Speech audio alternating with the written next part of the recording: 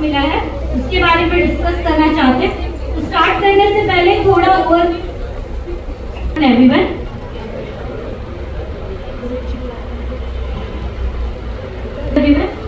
मैं भाग्यवती अल्लू, ये मेरी टीम है। आज हम डिस्कस कर रहे हैं कि नोबेल प्राइज 2025 इन केमिस्ट्री के फील्ड में जिसको मिला है वो डिस्कस करेंगे और उनके जो मेजर एप्लीकेशन है जो हमारे फील्ड में या फिर हमारे कंट्री में और पूरे वर्ल्ड में जो रिवॉल्यूशनरी चेंज रहा है उसके बारे में डिस्कस करेंगे। पहले मैं तुषारिका को इनवाइट करती हूँ कि वो थोड़ा सा ब्रीफ दे दे नोबेल प्राइज। तो हम लोग अल्फ्रेड नोबेल के मतलब बारे में शुरू करेंगे कि जो अल्फ्रेड नोबेल है उनका बर्थ हुआ था 23 अक्टूबर 1833। तो ये जो है ये स्वीडन के साइंटिस्ट थे। तो ये जो है डायनामाइट का डिस्कवरी यही करे थे। वो करे थे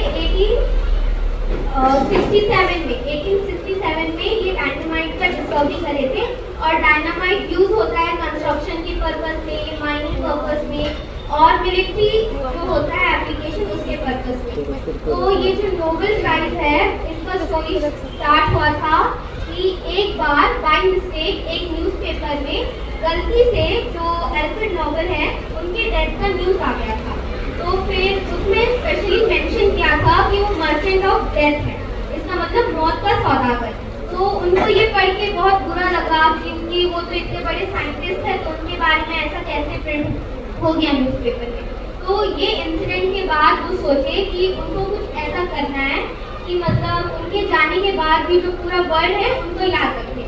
तो मतलब वो ये तभी डिसाइड कर लिए थे कि उनका जितना भी प्रॉपर्टी है वो ह्यूमन काइंड के लिए यूज करेंगे। तो 10 दिसंबर को जब उनका डेथ हुआ तो उसी दिन मतलब तभी से स्टार्ट हुआ कि नोबेल प्राइज 10 दिसंबर को ही बांटा जाएगा पूरे वर्ल्ड में। तो फिर सबसे पहला जो नोबेल प्राइज है, Nobel prize was began at 1901।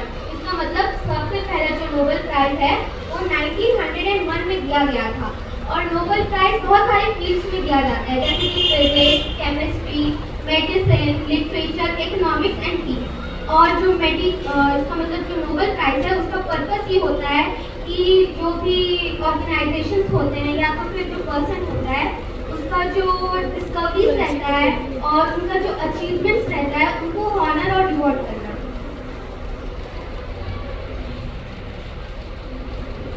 As we all know, तो भारत में सबसे पहले जो नोबेल प्राइज मिला था वो मिला था रविंद्रनाथ टैगोर जी को। वो लिटरेचर के फील्ड में मिला था उन्हें 1913 में। और उसके बाद मिला था वेंकट रमन जी को बायोलॉजी के फील्ड में मिला था उन्हें 2009 में। तो उसी के साथ on this year of 2025 the Nobel Prize has been announced on 8th of October for the chemistry field on the work of the development of metal organic framework, जिनमें से पहले साइंटिस्ट हैं रिचर्ड रॉबसन जो हैं USA के। उसके बाद आते हैं रुजान पिटागवा जो हैं जापान के। उसके बाद आते हैं ओमर योगी जो हैं यूएसए के। This Nobel prize promotes knowledge, science and humanism by recognizing individual and organization whose work has been a positive impact on the society.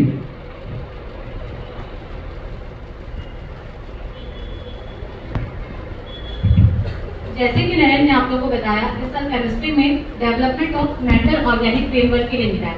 तो सबसे पहले हम ये जानते हैं कि मेटल ऑर्गेनिक फ्रेमवर्क क्या है। उससे भी पहले हम ये जानेंगे कि पोरस मटेरियल क्या होता है। अगर मैं जब वर्ड पोरस यूज कर रही हूँ तो माइंड में क्या आ रहा है आप लोगों के? छोटे छोटे वॉइड या फिर बोल सकते हैं छेद, है ना। तो पोरस मटेरियल ऐसे मटेरियल होते हैं जिसमें छोटे छोटे क्या होते हैं, वॉइड्स प्रेजेंट होते हैं। ठीक है। पोरस मटेरियल बच्चों दो टाइप के होते हैं, एक होता है नेचुरल पोरस मटेरियल और दूसरा होता है सिंथेटिक। नेचुरल पोरस मटेरियल जैसे कि बायोलॉजिकल टिश्यू, हमारे जो बोन्स हैं, है ना, ये सारी क्या है, नेचुरल पोरस मटेरियल है। और स्पॉन्ज देखें, है ना, स्पॉन्ज एक सॉलिड मटेरियल रहता है, उसमें छोटे छोटे छेद रहते हैं, है ना, पोर्स प्रेजेंट होते हैं, वो क्या है, पोरस मटेरियल है, ठीक है। और जो सीमेंट, सिरेमिक्स, ये सारे क्या है, ये भी पोरस मटेरियल है। क्लियर? तो मेटल ऑर्गेनिक फ्रेमवर्क भी एक टाइप का क्या है, क्रिस्टलाइन पोरस मटेरियल। कैसा है? Crystalline porous material. I think 12th वाले क्रिस्टलाइन वर्ड से सब क्लियर होंगे वो आप लोग। चलिए मैं बाद में पूछूंगी ना, सबको लंच लग रहा है, भूख भी लगी होगी, ठीक है। तो ये इसका अगर मैं स्ट्रक्चर की बात करूं तो आप लोग ये जो खिड़की देख रहे हैं, है ना, खिड़की पे जो रॉड्स लगे हुए हैं, क्लियर, ऊपर जो ये फैन के पास जो सरफेस एरिया है ना, इसमें क्या चीज, दोनों ये खिड़की और ये ऊपर वाला जो एरिया, इस दोनों में क्या चीज आपको कॉमन दिख रहा है? क्या चीज कॉमन दिख रहा है? पैटर्न्स। ओके, पैटर्न्स क्लियर दिख रहे हैं, ठीक है। तो जो मेटल ऑर्गेनिक फ्रेमवर्क क्या है, एक टाइप का मेटल, इसमें इनऑर्गेनिक मेटल जो रहते हैं वो लिगेंड के साथ क्या फॉर्म करते हैं बेटा? क्लस्टर्स फॉर्म करते हैं। क्या करते हैं? क्लस्टर्स फॉर्म करते हैं। जैसे कि मेटल नोड रहता है, वो लिगेंड के साथ लिंकेज बनाता है और एक मॉलिक्यूल फ्रेमवर्क की तरह तैयार करता है, ढांचा की तरह, पिंजरों की तरह तैयार करता है। उसी को कहते हैं मेटल ऑर्गेनिक फ्रेमवर्क। अब भाग्या मैम आप लोग को साइंटिस्ट के डिफरेंट कंट्रीब्यूशन के बारे में बताएं। जैसे कि पता है कि मेटल ऑर्गेनिक फ्रेमवर्क जितने भी हमारे ट्रांजिशन एलिमेंट्स होते हैं, हाई एब्जॉर्प्शन की वजह से, वैकेंट डी ऑर्बिटल्स होने की वजह से हमारे जितने भी लिगेंड्स हैं, लिगेंड्स में extra lone pair of electrons होंगे जिसमें वो अपने इलेक्ट्रॉन्स डोनेट करके मेटल के साथ एक लिगेंड बनाते हैं। इसको हम बोलते हैं कोऑर्डिनेशन कंपाउंड या कोऑर्डिनेशन केमिस्ट्री के अंदर। स्टार्टिंग 1989 में हमारे रिचर्ड रॉबसन फर्स्ट साइंटिस्ट थे, वो बहुत ज्यादा इंस्पायर्ड हुए थे डायमंड के स्ट्रक्चर से। डायमंड और ग्रेफाइट ये दोनों कार्बन के एलोट्रॉप्स हैं। डायमंड का स्ट्रक्चर तो इस टाइप का होता है, टेट्राहेड्रल, बीच में वैकेंट स्पेस होगा। ये जो खाली जगह होता है इसको हम बोलते हैं कैविटी या वैकेंट जो होल होंगे। इनसे बहुत ज्यादा इंस्पायर्ड हो गए, उन्होंने अपना एक स्ट्रक्चर बनाया था, एटम को रिप्लेस कर दिया और मॉलिक्यूल को ऐड कर दिया। मतलब एटम को रिप्लेस करके मॉलिक्यूल के थ्रू एक स्ट्रक्चर बनाया, और जो बीच में ये गैप है इसको उन्होंने कैविटी कहा। लेकिन ये स्ट्रक्चर बहुत ज्यादा अनस्टेबल था। देन नेक्स्ट आते हैं हमारे 1998 में हमारे नेक्स्ट साइंटिस्ट आते हैं सुसुमो किटावा, ये जापान के थे। इन्होंने इस तरीके से ओपन चैनल स्ट्रक्चर्स बनाए थे और इन्होंने एक एक्सपेरिमेंट किया था कि स्ट्रक्चर्स के बीच में जब गैस फिल किए थे और जब गैस फिल होने के बाद रिलीज हुआ तो उन्होंने ऑब्जर्व किया कि स्ट्रक्चर में चेंज नहीं आ रहा है, स्ट्रक्चर एज इट इज है, ज्यादातर चेंजेस नहीं हो रहा है। तो फिर इसके बाद उन्होंने बोला कि स्ट्रक्चर जो है वो फ्लेक्सिबल है, कि मतलब गैस आके इसमें फिल हो गया और बाद में रिलीज हो गया। 1999 में नेक्स्ट साइंटिस्ट आते हैं हमारे ओमर यागी, वो यूएसए के हैं। उन्होंने क्या किया था, जिंक और हमारे ऑक्साइड, जिंक ऑक्साइड या जिंक एसिटेट, इन सब का यूज करके और टेरिफलेट, इनका यूज करके अपना एक MOF बनाया था, MOF5, जिसके लिए अभी रिसेंटली उनको नोबेल प्राइज मिला।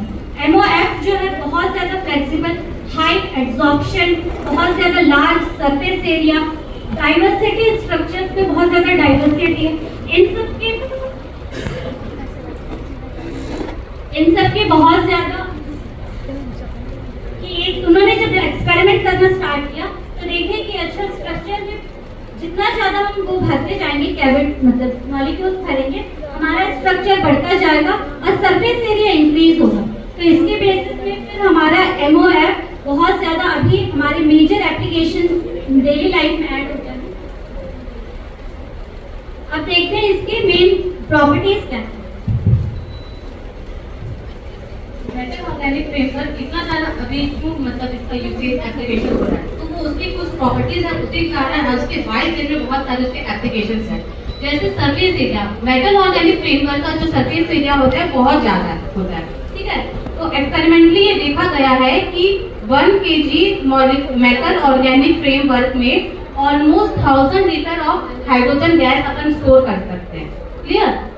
सेम वैसे ही जैसे कि जो शुगर क्यूब, शुगर किस फॉर्म में रहता है, क्यूब के फॉर्म में रहता है कि नहीं, तो उसका सरफेस एरिया ऑलमोस्ट 6 फुटबॉल जो फील्ड रहते हैं उसके बराबर माना गया है, ठीक है। तो मतलब उनका सरफेस एरिया बहुत बड़ा होता है कि इसमें हम लोग लार्ज अमाउंट ऑफ गैस, या फिर बोल सकते हैं लिक्विड, अपन उसको क्या कर सकते हैं, स्टोर कर सकते हैं। और ये बहुत ज्यादा पोरस होता है, हाई पोरोसिटी इनकी ज्यादा होती है, क्लियर। ये बहुत ज्यादा फ्लेक्सिबल होते हैं और इनका स्ट्रक्चर ट्यूनेबल स्ट्रक्चर भी होता है। ट्यूनेबल स्ट्रक्चर मतलब हम फिजिकल स्टिमुले के लाइक जैसे टेम्परेचर, प्रेशर, इसके अकॉर्डिंग हम उसका स्ट्रक्चर को क्या भी कर सकते हैं, चेंज भी कर सकते हैं। इनका एब्जॉर्प्शन भी बहुत ज्यादा होता है। तो ये कुछ प्रॉपर्टीज है जिनकी वजह से MOF का आज वाइडली यूज हो रहा है। अब advantage application, metal organic framework जो मेजर एप्लीकेशन है, जो हमारे पूरे वर्ल्ड के लिए गेम चेंजर है। पहला है कि हम रेगिस्तान की हवा से पानी निकाल सकते हैं। इन द सेंस जो रेगिस्तान में जो नाइट में जो वाटर वेपर्स होते हैं, ठंडी वेपर, नमी, मॉइस्चर, ये MOF क्या कर सकता है, उस मॉइस्चर को एब्जॉर्ब कर लेगा। उस एब्जॉर्प्शन से जब नेक्स्ट डे मॉर्निंग होगा, हल्की सनलाइट से वो वेपर वाटर में कन्वर्ट हो सकता है। तो मतलब वर्ल्ड में जितने डेजर्ट एरिया हैं, इंडिया में जैसे राजस्थान हो गया, गुजरात, इन एरिया में जो डेजर्ट एरिया है, उन एरियाज में हम पानी की कमी पूरा कर सकते हैं। जो भी वहाँ की मॉइस्चर है, वहाँ से पानी कन्वर्ट कर लेंगे और वो ड्रिंकेबल होगा, इजीली आप ड्रिंक कर सकते हैं। और एक देख सकते हैं, अभी हमारे रिसेंट में जो सबसे बड़ा चैलेंज है वो इन्वायरमेंटल चैलेंज है। ग्रीन हाउस गैसेस बहुत ज़्यादा बढ़ रहे हैं, जिसकी वजह से ग्लोबल वार्मिंग ये सब इंक्रीज हो रहा है। तो हम क्या कर सकते हैं, MOF स्ट्रक्चर इस तरीके से डिज़ाइन हो सकता है, सरफेस एरिया बहुत ज़्यादा है, तो हम जितने भी carbon dioxide, methane gas, water vapour, इन सबको वो एब्जॉर्ब करके हमारा जो ग्रीन हाउस गैसेस का कंसंट्रेशन है, या उसके लेवल को हम कम कर सकते हैं। और जितने भी बड़े बड़े इंडस्ट्रीज हो गए, उनके ऊपर चिमनीज में इस मॉलिक्यूल को अगर लगा दिया जाए, वो CO2 का एब्जॉर्ब कर लेगा और वही CO2 फिर हम कहीं पर स्टोर करके किसी और चीज़ पे यूज़ कर सकते हैं। तो मतलब इन्वायरमेंटल पॉल्यूशन इससे बहुत कम हो जाएगा, जितने भी गैसेस हैं इनको एब्जॉर्ब करके। एक वाटर पॉल्यूशन, वाटर में जैसे जितने इंडस्ट्रियल एरिया के साइड में जितने रिवर्स होते हैं, उनमें क्रोमियम हो गया, लेड हो गया, मर्क्यूरी हो गया, इन सब के हाई कंसंट्रेशन से वाटर कंटामिनेटेड हो जाता है। तो एक फॉर एग्जांपल तमिलनाडु में एक लेक है, कोडाईकन्ने, उस लेक के साइड में एक थर्मामीटर फैक्ट्री है, जिसकी वजह से वहाँ पे बहुत ज़्यादा मर्क्यूरी बढ़ने की वजह से कंटामिनेटेड हो गया। अब हम MOF की यूज से उस सारे मर्क्यूरी को वहाँ से निकाल सकते हैं इजीली, क्योंकि वो एब्जॉर्ब कर सकता है। थर्ड है, एक बहुत अच्छे, इसमें एब्जॉर्प्शन हाई होने की वजह से, जैसे कि मैम ने बताया, एक छोटे से क्यूब में एक फुटबॉल फील्ड जितना का एब्जॉर्प्शन होता है। तो वहाँ से हम इसके H2 gas as a fuel के फॉर्म में स्टोर कर सकते हैं। और जो भी आपके हाइड्रोकार्बन है, वहाँ से ऑयल एक्सट्रैक्ट कर सकते हैं। इसके अलावा MOF का मेडिकल एंड ड्रग डिलीवरी में भी बहुत बड़ा यूज होता है। जैसे कि एंटी कैंसर जो ड्रग होते हैं, वो क्या करते हैं, टारगेट साइट पे ट्यूमरस सेल में जाते हैं और एंटी ड्रग को वहाँ पे डिलीवर करते हैं, जिस वजह से क्या होता है, उसका जो साइड पे जो एरिया रहता है, वहाँ पे जो साइड इफेक्ट है उससे मिनिमाइज होता है। और दूसरा देखिए कि फूड प्रिजर्वेशन से अपन नाइट्रोजन का गैस का यूज करते हैं, तो ठीक हम लोग वैसे ही हम लोग MOF का भी यूज कर सकते हैं। उससे वो MOF क्या करेगा, फूड पार्टिकल से मॉइस्चर और बैक्टीरिया को एब्जॉर्ब करेगा, जिसकी वजह से जो फूड है वो ज़्यादा लंबे समय तक फ्रेश रह सके। और इसके अलावा MOF का हम एज ए सेंसर भी यूज कर सकते हैं, ठीक है। निकल बेस्ड जो MOF होते हैं वो ग्लूकोज डिटेक्टिंग के लिए यूज करते हैं। कोबाल्ट बेस्ड MOF जो है डोपामाइन के लिए सेंसिंग करने के लिए यूज होते हैं। ठीक वैसे ही जिर्कोनियम जो रहते हैं वो DNA टेस्टिंग के लिए यूज होता है। ऐसे बहुत से एप्लीकेशंस है जो अभी यूज हो रहे हैं, आगे चल के बहुत वाइड रेंज में इनके एप्लीकेशंस हम और देखेंगे। Thank you. MOF आज इस डिस्कवरी से ये पता चल गया कि केमिस्ट्री सिर्फ लैब में नहीं हो सकता, आज ये वर्ल्ड वाइड हर एक फील्ड में, मेडिकल फील्ड में है, हमारे इन्वायरमेंटल के लिए बहुत अच्छा काम कर रहा है। डेजर्ट एरिया में जहाँ पानी की बहुत कमी है, उन एरियाज में ये बहुत अच्छा साबित होगा। और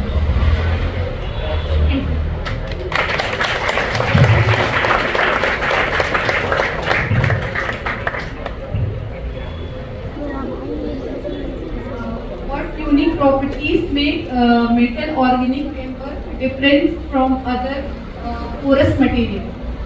फॉर एग्जाम्पल जैसे हम जियोलाइट्स लेते हैं, जियोलाइट्स भी एक बहुत अच्छा MOF है, बट उसकी रिजिडिटी बहुत ज़्यादा है, वो फ्लेक्सिबल नहीं है। आप अपने अकॉर्डिंग उसके स्ट्रक्चर को फ्लेक्सिबल नहीं कर सकते, बट MOF जो है वो फ्लेक्सिबल है और आप अपने अकॉर्डिंग यूज कर सकते हैं। जिस भी आपको एटम या जिस गैसेस को कैप्चर करना होगा उसके अकॉर्डिंग आप उसका स्ट्रक्चर फिक्स कर लेंगे, फिर वो उसी गैस को या उसी एटम को कैप्चर करेंगे।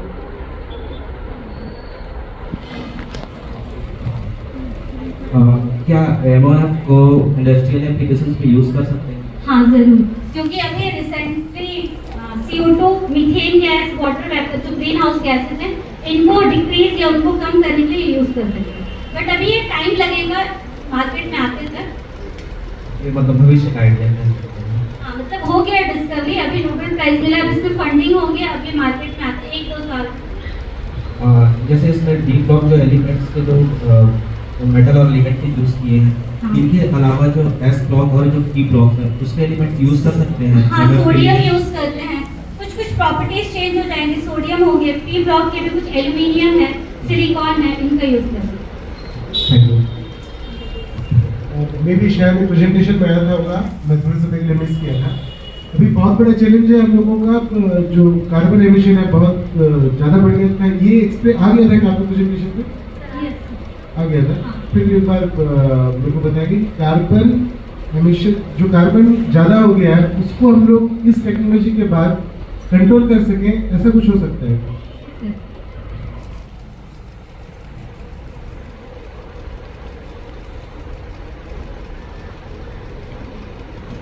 कि बीच में सेंट्रल मेटल एटम होंगे, साइड में लिगेंड्स होंगे, और मेटल और लिगेंड इस तरीके से कंबाइन होते हैं कि बीच में बहुत स्पेस रहता है, वैकेंट स्पेस। तो हम उस मॉलिक्यूल के थ्रू या MOF के थ्रू क्या कर सकते हैं, कार्बन को बाइंड कर सकते हैं, उसको कैप्चर कर सकते हैं। जैसे स्पंज देखें, स्पंज को अगर हम पानी के ऊपर ले जाते हैं वो पानी को एब्जॉर्ब करेगा, तो उसी तरीके से इससे हम कार्बन को और जितने भी कार्बन डाइऑक्साइड अदर गैसेस को भी इजीली एब्जॉर्ब करके उसका रेंज कम कर सकते हैं। सीधे तौर पर आने वाले समय में पॉल्यूशन कंट्रोल का भी बहुत अच्छा ये ऑप्शन इसी में एक रिवॉल्यूशनरी चेंज है कि ज्यादातर ये पॉल्यूशन और ग्रीन हाउस गैसेस में ही इफेक्ट है। ठीक है।